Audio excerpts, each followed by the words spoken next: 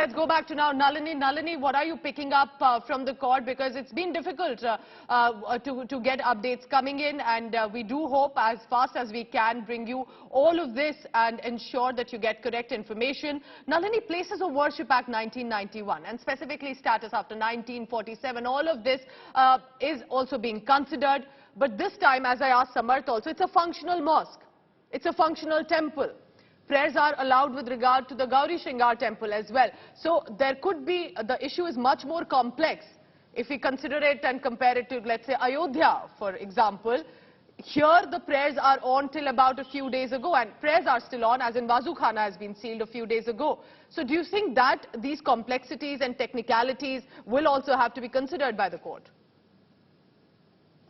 Well, Pooja, complex doesn't even begin to describe it, because it's interesting that you mentioned the 1991 Act, because what is being done with the usage of 1991 Act is both the Hindu side as well as the Muslim parties are trying to use it and interpret it in their own favor. And laws, as laws usually are to a very large extent kept open-ended so that they can be interpreted by the courts. And that's precisely what is being done. Where on one side, the Muslim side is stating that the maintainability issue was barred by the 1991 Act, and which is why the case cannot be even taken up further for consideration, because the religious characteristic which is of the mosque as of 1947 cannot be changed in accordance with the 1991 Act. What the Hindu side on the other side is claiming is that the original religious character of the place is that of a temple, because there are remains of the temple that have been found inside the mosque. So considering that the original religious character of the entire structure is that of a temple, so anything that is built over and above that cannot be considered to be a mosque in the first place. It should only be considered to be a structure. So how the law is being interpreted is very interesting in this case. Along with that, not to forget that now we have petitions in the Supreme Court that are challenging the validity of the 1991 Act itself.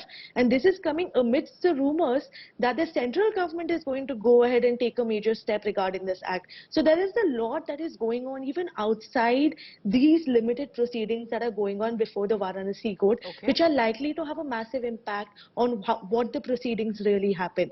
So the 1991 Act, of course, is at the crux and the heart of this entire debate, but the ramifications of it are going to be far larger than even we are able to see at this possible moment. Right? Thank you, Nalini, for helping us understand as well how the Places of Worship Act 1991 is being repeatedly mentioned by both sides accordingly while they argue in the court. Anisha Mathur and also Samarth Shrestha continue to be with us. I request you to please continue, because I'm heading into a very short commercial break, but when we return, our non-stop coverage and top focus remains on what's happening inside the court. And take a look at this virtual representation on your screen before I head into a break. This is to help you understand how the area looks like. This is the temple wall, the Nandi statue, which is now facing this grill and a gated area, and adjacent to that is the temple and the mosque premises. So of course, as at this point, there are claims that the shivling is now inside, as it stands, the Gyanvapi Mosque, while on the other side, where the Nandi statue is, that is the temple. And all of this right now is being debated and discussed, at least to begin with, or whether that plea can even be maintainable in the court.